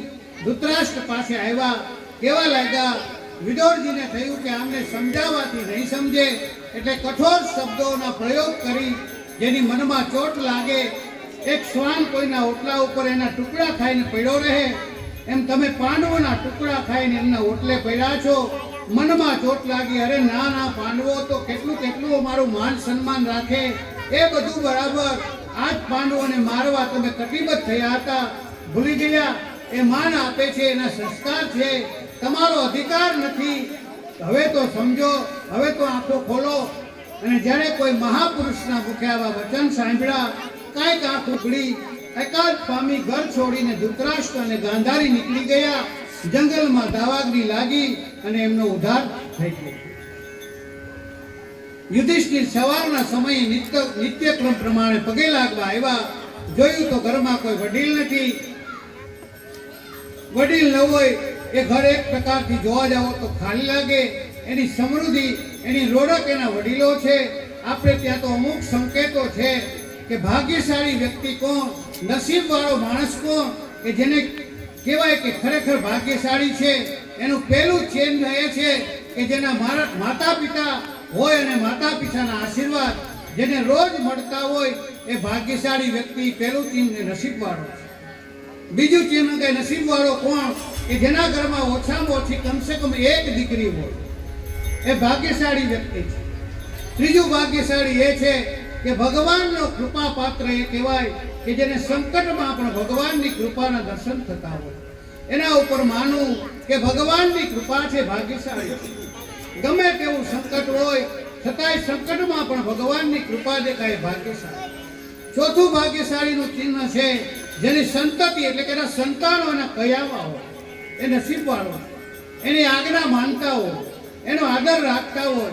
કારણ કે અત્યારના સમયમાં સંપત્તિ આ બધું બરાબર, પણ જો તમારા બાળકો દુઃખી હોય ને તો તમે ક્યારેય સુખી નથી થઈ શકવાના. તમારો જીવ ભેડા જ કરે. એટલે ભાગ્યશાળી એને કહેવાય કે જેની સંતતિ એટલે કે એના સંતાનો એના કયામાં હોય. છેલ્લો ભાગ્યશાળીનો સંકેત માની શકાય જેના ઘરમાં ભગવાનની સેવા હોય, જેને જીવનમાં એકવાર ભાગવત કથા સાંભળવાનું પુણ્ય મળે, એ બધા જ ભાગ્યશાળી લોકો. હવે આપણે ફોટા ફ્રેમમાં જોઈ લેજો કે ઘણાને 5 પોઈન્ટ આવતા છે, ઘણાને 4 પોઈન્ટ આવતા છે, ઘણાને 3, પણ એક પણ લક્ષણ આવે ને તો નસીબવાળા છો. આટલા લક્ષણ ભાગ્યશાળી. યુધિષ્ઠિરનું મન ખીન થયું. ઘરમાં વડીલો જતા રહ્યા. અર્જુન પણ ગયો છે, હજુ સુધી આવ્યો નથી. રોજ અગાસી પર ઊભા રહે, રસ્તા પર દ્રષ્ટિ કરીને જુએ ક્યારે અર્જુન આવશે. એકવાર સંધ્યાકાળનો સમય હતો. ગડગડ ગડગડ કરતો રથ સામેથી આવતો દેખાયો. ફરકી રહેલી ધ્વજા અર્જુનની છે, રથ અર્જુનનો છે. અંદર બેસેલો વ્યક્તિ અર્જુન જેવો નથી લાગતો. યુધિષ્ઠિર તો એની સામે દોડ્યો. અર્જુનના રથ પર બેઠો છે. કોણ? રથની સામે દોડ્યામાં એટલામાં અર્જુન રથ પરથી નીચે ઉતર્યો ને પોક મૂકીને રડતો રડતો યુધિષ્ઠિરના પગમાં પડી ગયો. અરે અર્જુન, શું થયું? તારું તેજ ક્યાં ગયું? શું કોઈ ભૂખ્યાને મૂકીને ભોજન કરી લીધું? શું કોઈ સ્ત્રીનું સન્માન જાળવી શક્યો નથી? શું કોઈ વડીલોનું તો અપમાન કરીને આવ્યો છે? તારું તેજ કેમ ગયું? રડતા રડતા અર્જુને કહ્યું. અર્જુનનું તેજ તો ભગવાન કૃષ્ણ હતા. યાદવા સ્થળી થઈ છે અને ભગવાન પણ સ્વધામ પધારી ગયા છે. પ્રભુ આપણને તો બધાને છોડીને નિજધામ જતા રહ્યા છે. જ્યારે પાંડવોએ સમાચાર સાંભળ્યા, કુંતાજીએ સાંભળ્યા, તો કુંતાજીને તેવો વિરહ થયો કે રડતા રડતા કુંતાજી તો એ જ ક્ષણે પોતાના પ્રાણોનો ત્યાગ કરી દીધો. પાંડવો અને દ્રૌપદીને એમ થયું કે હવે ભગવાન વગર સુખ ભોગવીને શું કરીશ. પરીક્ષિતને રાજા બનાવ્યા છે. ઈરાવતી સાથેના વિવાહ થયા. પાંચે પાંડવો એ દ્રૌપદીને હિમાલય તરફ પ્રયાણ કર્યું. એમની ગતિની આખી કથા આવે છે. હિમાલયમાં ગયા પછી એક બધાનો દેહ પડ્યો. સદગતિને પામ્યા. પરીક્ષિત મહારાજ બન્યા. પાંડવો સંસ્કાર સાથે જીવે છે. બ્રાહ્મણોની સલાહ લઈ લઈને રાજકાજ કરે. ધર્મશીલ છે. એક દિવસની કથા છે. પરીક્ષિત મહારાજ નગરમાં ચર્ચા કરવા માટે નીકળ્યા છે. ત્યાં એમણે એક દ્રશ્ય જોયું. એક બહુ આશ્ચર્ય લાગ્યું. એક પગ ઉપર એક બળદ ઊભો હતો. બાજુમાં એક ગાય છે અને એક શુદ્ર રાજા બળદને મારી રહ્યો છે. બળદની આ દુર્દશા જોઈ પેલી ગાય બાજુમાં ઊભી છે, રડી રહી છે. પરીક્ષિતને થયું કે મારા રાજ્યમાં આવું પાપ. તુરંત રાજાને બંદી બનાવ્યો, કેદ કર્યો. પૂછ્યું તું કોણ છે તે આવું પાપ મારા રાજ્યમાં શા માટે કરે? ત્યારે પેલા રાજાએ બે હાથ જોડીને કહ્યું કે હું કલિયુગ છે, ભગવાન સ્વધામ પધારી ગયા એટલે હવે મારો સમય આવ્યો. મહારાજ, આપ વ્યક્તિઓને રોકી શકો, કાળને ન રોકી શકો. હવે કલિયુગનો સમય આવ્યો. તું મારા રાજ્યમાં ન રહી શકે. મહારાજ, હું આપને શરણે આવ્યો છું અને શરણાગતની રક્ષા કરવી રાજાનો ધર્મ છે. મને રહેવાના સ્થાન આપો. હું આપણા શરણમાં રહેવા માંગુ છું. રાજા પણ સારગ્રહી હતા. પરીક્ષિત મહારાજે જોયું કે કલિયુગમાં બધા જ દુર્ગુણ છે, પણ એક સદગુણ એવો છે. યદ ફલમ નાસ્તિ તપસા ને યોગેન સમાધિના તત્ફલમ લભતે સમ્યેક ફલો કેશવ કીર્તના. જે અન્ય યુગોમાં સતયુગ, ત્રેતા, દ્વાપરમાં મોટા મોટા યજ્ઞ યાગાદી તપથી ઉપવાસથી જે થાય, કેવળ ભગવત નામ લેવા માત્રથી ભગવાન મળી જાય, આવું એક ઉત્તમ લક્ષણ કળિયુગમાં બતાવવામાં આવ્યું છે. સારગ્રહી રાજા હતા એટલે એમને થયું કે ચાલો, ભગવત પ્રાપ્તિ સુલભ છે. અન્ય યુગોમાં ધર્મ કરવો સહેલો છે, ધર્મ મળવો અઘરો છે. કલિયુગમાં ધર્મ કરવો અઘરો, પણ ધર્મ મળવો સહેલો છે. કયું ઠીક છે, 4 સ્થાન તને રહેવા માટે આપું છું. 4 સ્થાન આપ્યા છે. સૌથી પહેલા કહ્યું કે જૂથમાં કલિયુગ એટલે કે જુગારમાં કલિયુગ છે. જ્યાં જ્યાં જુગાર રમાય ત્યાં કલિયુગનો પ્રભાવ છે. આપણે ભલે હોશિયાર હોઈએ, જન્માષ્ટમીના નામે રમીએ, પણ જ્યાં જુગાર છે ત્યાં કલિયુગ છે. કલિયુગ એટલે કલેશ. જ્યાં જ્યાં આવું કંઈક થશે તો કંઈક જીવનમાં કલેશ આવવાનો. વ્યસનમાં કલિયુગ છે, વ્યાભિચારમાં કલિયુગ છે અને હિંસામાં કલિયુગ છે. 4 સ્થાન આપ્યા છે. કલિયુગ કહેવા લાગ્યો કે આ તો 4 સ્થાન છે, કોઈ સારું સ્થાન તો આપો. ત્યારે કહ્યું કે જા, સુવર્ણમાં પણ કલિયુગ એટલે અનિતિના ધનમાં પણ કલિયુગનો વાસ છે. આમ કલિયુગના 5 સ્થાન આપ્યા. આ તો છે ને કળીનો યુગ એટલે આપણું હૃદયરૂપી કમળ કળી રૂપે છે. આપ તો મહાપ્રભુજી રૂપ સૂરજ ઉગી તો ફળી ખીલે એટલે તો કહ્યું કે જબ લગ યમુના ગાય, ગોવર્ધન જબ લગ ગોકુળ ગાવ ગુસાય, તબ લગ કલિયુગ નાય. એટલે જ્યાં સુધી જીવ શ્રી ભાગવતના આશ્રયમાં છે ત્યાં સુધી કલિયુગ એનું કંઈ બગાડી શકતો નથી.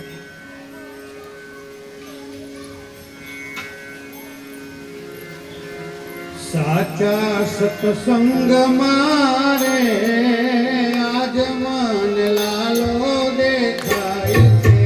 સાચા સત્સંગ મારે આજ મને લાલો દેખાય છે. ભક્તિના રંગ મારે આજ મન લાલો દેખાય છે. એ ભક્તિના રંગ મારે આજ મને લાલો દેખાય છે.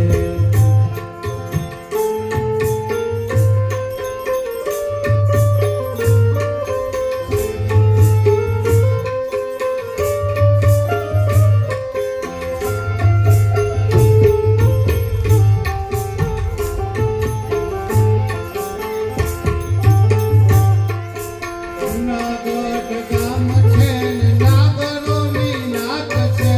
જુનાગઢ ગામ છે ને નાગરોની નાથ છે. એ નરસૈયાના ધામ મારે આજ મન લાલો દેખાય છે. નરસિંહના મારે આજ મને લાલો દેખાય છે. આ સત્સંગ મારે આજ મને લાલો દેખાય છે.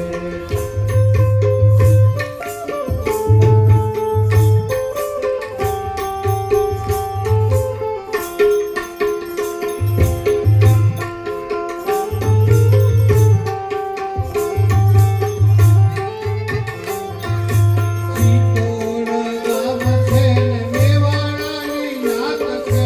ચિત્તોડ ગામ છે ને મેવાડાની નાથ છે.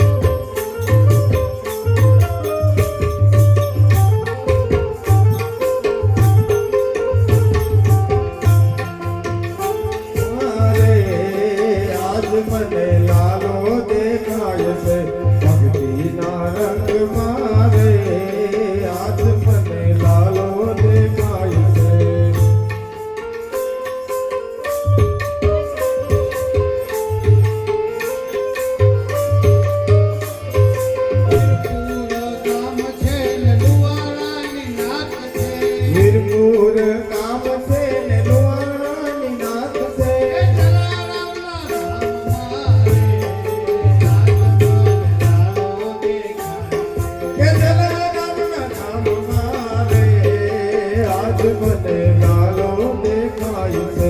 સાચા સત્સંગમાં રે આજ મને લાલો દેખાય છે. ભક્તિના રંગમાં રે આજ મને લાલો દેખાય છે.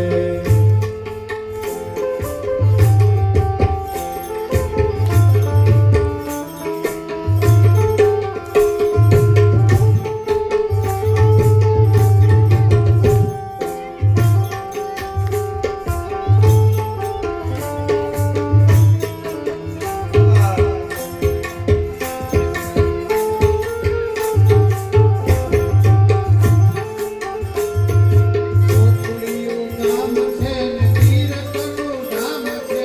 ગોકુળિયું નામ છે ને તીરથનું ધામ છે.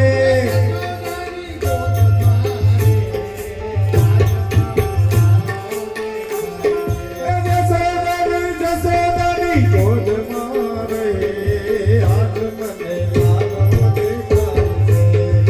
આ સત્સંગમાં રે આજ મને લાલો દેખાય છે. ભક્તિના રંગમાં રે આજ મને લાલો દેખાય છે. ભક્તિના રંગમાં રે આજ મને લાલો દેખાય. આજ આપણે કથા યજ્ઞમાં જેને યથાશક્તિ યોગદાન આપ્યું, અત્યારે એના બધાના નામ અહીંથી હું રજૂ કરું. 200 રૂપિયા અજીતભાઈ વિહાભાઈ દાસા, 201 રૂપિયા રમાબેન ભગવાનજીભાઈ ઢોકિયા, 100 રૂપિયા રામ ભરોસે, 100 રૂપિયા સોનલબેન રબારી, 101 રૂપિયા દીપકભાઈ ભરતભાઈ ગોહિલ, 251 રૂપિયા રામભાઈ નથુભાઈ કેશવાલા આત્રોલી, 100 રૂપિયા ભીખુભાઈ આહિર, 301 રૂપિયા રામ ભરોસે, 200 રૂપિયા ખોડુભાઈ વજુભાઈ ગઢવી, 200 રૂપિયા સામતભાઈ માલદેભાઈ ગઢવી, 200 રૂપિયા કરણભાઈ કાંધાભાઈ કડછા. બોલો ભાગવત ભગવાન કી જય. આજે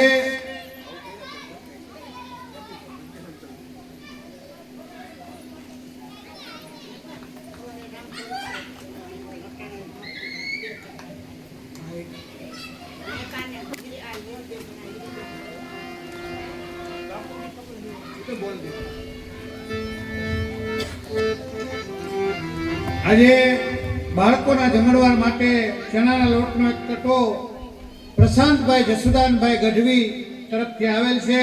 બોલો ભાગવત ભગવાન. કી જય.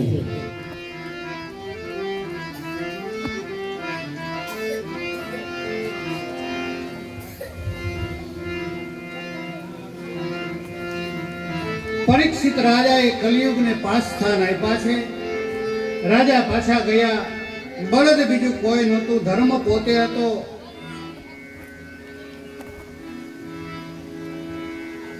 ચાર ચરણ ધર્મના રહ્યા: તપ, પવિત્રતા, દયા અને સત્ય. 3 તૂટી ગયા અને એક ઉપર ઊભો છે. અને જે ગાય રડી રહી છે એ ગાય બીજું કોઈ નથી, ધર્મની દુર્દશા જોઈને આ પૃથ્વી રડી રહી છે. જે ગાયનું રૂપ ધારણ કરી ને રડી રહી છે, ધર્મની દુર્દશા થાય ત્યારે પૃથ્વીને દુઃખ થાય. એ પૃથ્વીને ભાર માણસનો નથી લાગતો, પૃથ્વીને ભાર પાપનો લાગે છે. પૃથ્વીનો ભાર ઘટાડવો હોય તો પાપને ઓછું કરો. અત્યારે આપણે ભલે ગ્લોબલ વોર્મિંગ ને આપણે બધું કહી શકીએ, એનો ઉત્તમ ઉપાય ભાગવતજી આપે છે કે પાપ ઘટાડો, પાપ ઘટશે તો આપમેળે બધું વ્યવસ્થિત ચાલશે. એકવાર રાજા પાછા પોતાના મહેલમાં ગયા અને થયું કે બધા આટલો સમય રાજા બહેનો થયું, મારું તો શાખાનું તો જોયું નથી, મારો ખજાનો તો જોયો નથી. એમ કરીને રાજા તોશાખાનામાં પ્રવેશ કરે. ખોલીને જોયું તો અનેક રત્નોના હાર, માળા, કુંડળ, મુકટો પડ્યા છે. બધાને જોતા જોતા પરીક્ષિત મહારાજની એક મુકટ પર દ્રષ્ટિ પડી ગઈ. અરે આટલો સુંદર મુગટ, હું ચક્રવર્તી રાજા છું, આવો મુગટ તો મારા મસ્તક પર કેવો શોભે. એ મુગટ હતો જરાસંઘનો. જ્યારે રાજસૂય યજ્ઞ કરવો હતો ત્યારે ભગવાન ભીમ અને અર્જુનને લઈ અને જરાસંઘ સાથે યુદ્ધ કરવા ગયા હતા અને એને હરાવ્યો. એના વિજયના પ્રતીક રૂપે ભીમે મુગટ લીધો. ભગવાને કહ્યું કે આ મુગટ ના લઈશ, આ અનિતિનું ધન છે, પહેરવો ક્યાં તો રાખીશ. આને જોઈ જોઈને હું યાદ કરીશ કે હું કેવો જીતો છું. ભગવાને ના પાડી છતાંય માયના નહીં. અનિતિનું ધન કોઈ પણ રસ્તેથી આવ્યું એનો રસ્તો શોધી લેશે. મુગટ પહેર્યો છે, રાજાને પહેરવાની ઈચ્છા થઈ. મુગટ લઈ ને જ્યાં માથે ધર્યો ને કલિયુગ માથે આવ્યો એટલે રાજાને એમ થયું કે બધા રાજાઓ કેવા શિકાર કરવા જાય, હું ક્યારેય જતો નથી. રાજા તરીકેનો થોડો વૈભવ તો હોવો જોઈએ. લાવ આજે શિકાર કરવા જાઓ. અનિતિનું ધન આવ્યું એટલે હિંસા કરવાની ઈચ્છા થઈ. એક ડગલું ચડો, બીજાની ઈચ્છા થાય, બે પાપને સંતાડવા ત્રીજું કરવું પડે. પછી તો પાપની શૃંખલાઓ વધવા લાગે. હિંસા કરવાની ઈચ્છા થઈ. અશ્વ પર સવાર થઈ નીકળ્યા છે. વનમાં જ્યાં શિકાર કરવા માટે નીકળ્યા, બધા પ્રધાનો રસ્તાઓ ભૂલી ગયા.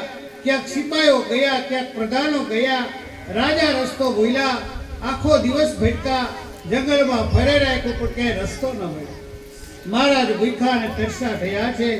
દૂર સમીક ઋષિનો આશ્રમ દેખાયો. સમીક ઋષિ ધ્યાનમાં બેઠા હતા. આમના માથે કલિયુગ છે અને કલિયુગ જ્યારે માથે આવે ને ત્યારે બીજાનો ધર્મ પણ આપણે દંભ જેવો લાગે. ભગવાન કહે કે સૌથી પહેલો અપરાધ એ કર્યો કે આજ્ઞા વગર ગુરુને ત્યાં પ્રવેશ કર્યો. આજ્ઞા લેવી જોઈએ, સીધો પ્રવેશ કરી લીધો. અધિકાર કે હું રાજા છું, હું બધે જ આપણું રાજ્ય ચાલે. અધિકાર હોય પણ ભગવાન અને ગુરુ પાસે તો દૈન્ય બનીને જવું પડે. હૃદયમાં દીનતા રાખીને જવું પડે. ક્યારેય પણ લૌકિક મત સંસારમાં મળેલા સન્માનો માથે રાખી અને ગુરુ અને ભગવાનને ત્યાં ન જવાય, ત્યાં તો ભક્ત બનીને જવાય. રાજા બનીને પ્રવેશ કર્યો. ઋષિ ધ્યાનમાં બેઠા હતા અને પરીક્ષિતને થયું કે જો મને ઊભા થઈને માન ન આપવું પડે એટલે આંખ બંધ કરી ને ધ્યાન કરવાનું નાટક કરી રહ્યા છે. કોઈનો ધર્મ પણ એને દંભ લાગ્યો, પોતાની બુદ્ધિ ભ્રષ્ટ થાય, બધે એમને એક સરખું લાગે. ઋષિ આંખો બંધ કરીને બેઠા છે. થયું કે લાવ પરીક્ષા કરે. જેને નમન કરવું જોઈએ એની પરીક્ષા કરવાની ઈચ્છા થઈ. બાજુમાં મરેલો સર્પ પડ્યો હતો.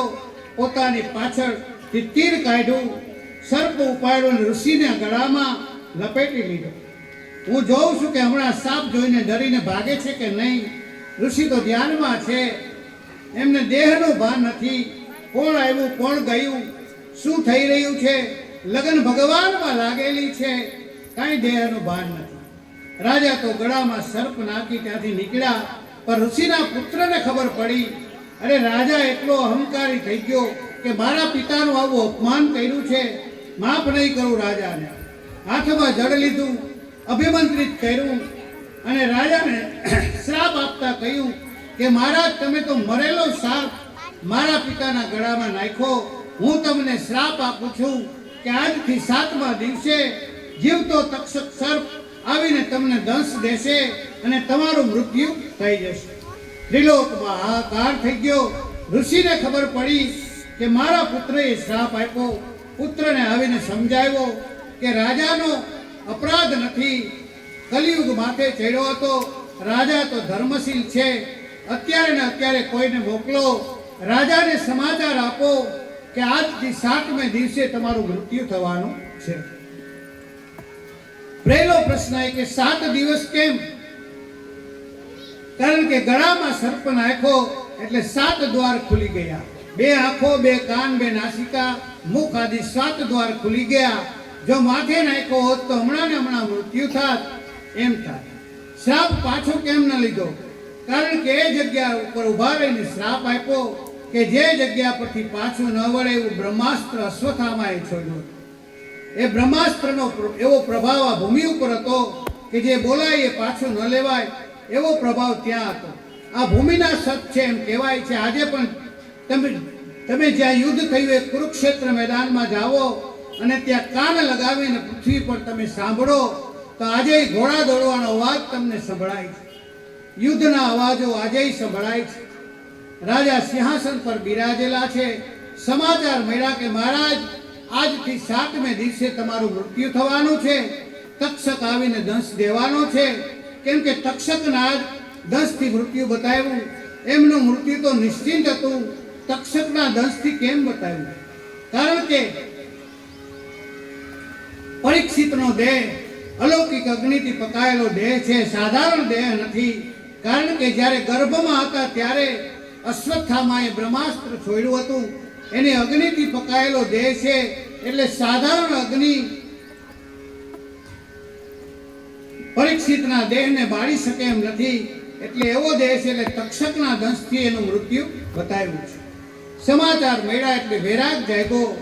7 દિવસ મારી પાસે છે, મરીને નથી જવું, તરીને જવું છે. મરણ નથી જોઈતું, મારે તો હરિનું સ્મરણ જોઈએ છે. બધાની પાસે 7 જ દિવસ છે, કોઈને 8મો દિવસ મળવાનો નથી. આ પરીક્ષિતને એટલી ખબર છે કે 7 દિવસ મને કાંઈ થવાનું નથી. આપણી તકલીફ એ કે આપણને કાલની પણ ખબર નથી. એટલે બિચારા પરીક્ષિત એમની પાસે 7 જ દિવસ આમ કરતા વિશેષ છે. એમને ખબર છે કે 7 દિવસ કંઈ જ નથી થવાનું. આપણે તો કાલની પણ ખબર નથી. એટલે અનિશ્ચિતતા આપણા જીવનમાં છે, પણ આપણે મરીને નથી જવું, આપણે તો જીવીને જવું છે. આપણે તો ભગવાનને પામીને જવું છે. પરીક્ષિત મહારાજના મનમાં વૈરાગ જાગ્યો. વરકલ વસ્ત્રો પહેરી ગંગાજીના કિનારે નીકળ્યા છે. જ્યાં જ્યાં મહાપુરુષો મળે ચરણોમાં પડે છે. 7 દિવસમાં મારો ઉદ્ધાર કેવી રીતે થાય? ઋષિઓ એમ કહે છે કે અમે હજારો વર્ષોથી તપ કરીએ, અમારો ઉદ્ધાર નથી થયો, તો 7 દિવસમાં તમારો કેમ કરાવ્યો? જીવનમાં જ્યારે ગુરુની તત્પરતા થાય ને, કે કોઈ ગુરુ જોઈએ છે, કોઈ સદગુરુ જીવનમાં મળે કે જેનો હાથ માથે પડે ને જીવનમાં હું તરી જાઉં, આવું જ્યારે હૃદયથી નીકળે ને ત્યારે ભગવાન કોઈને કોઈ ગુરુને મોકલી દેતા હોય છે. જેને જોતા જ એમ લાગે કે આના હાથે મારો ઉદ્ધાર લખાયો છે, એ આપણો ગુરુ છે. જેની નિકટ બેસવાથી એમ લાગે કે જાણે હું ગંગામાં સ્નાન કરીને પવિત્ર થઈ રહ્યો છું, એનું નામ ગુરુ છે. જેની પાસે બેસતા આપણને આપણા પાપ ખૂંચવા લાગે તો માનજો કે આ ગુરુ છે. જેને સાંભળતા, જેને જોતા, જેની નિકટ બેસતા આપણને એમ લાગે કે જાણે મને ભગવાન મળી ગયા છે, એ આપણો ગુરુ છે. સૂરજ ઉગે ને અજવાળા થાય એવા ગુરુ ગોતી. સૂરજ ઉગે ને અજવાળા થાય એવા ગુરુ ગોતીયો.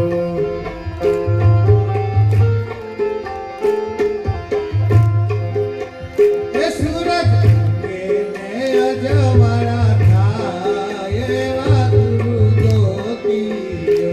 સૂરજ ઉગે ને અજવાળા થાય એવા ગુરુ ગોતીયો. એ ગુરુ આત્માની કરાવે ઓળખાણ એવા ગુરુ ગોતીયો. ગુરુ આત્માની કરાવે ઓળખાણ એવા ગુરુ ગોતીયો.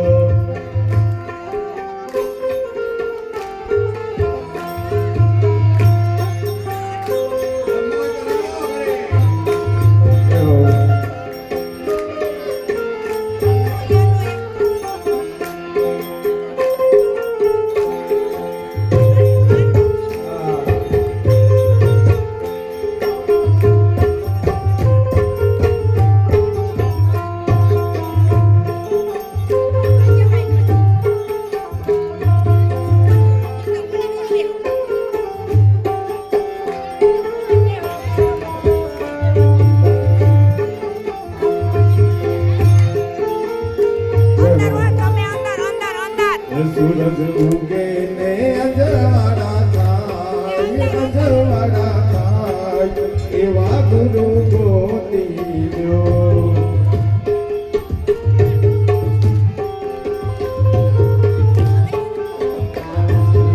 આત્માને કરાવે ઓળખાણ એવા ગુરુ ગોતીયો.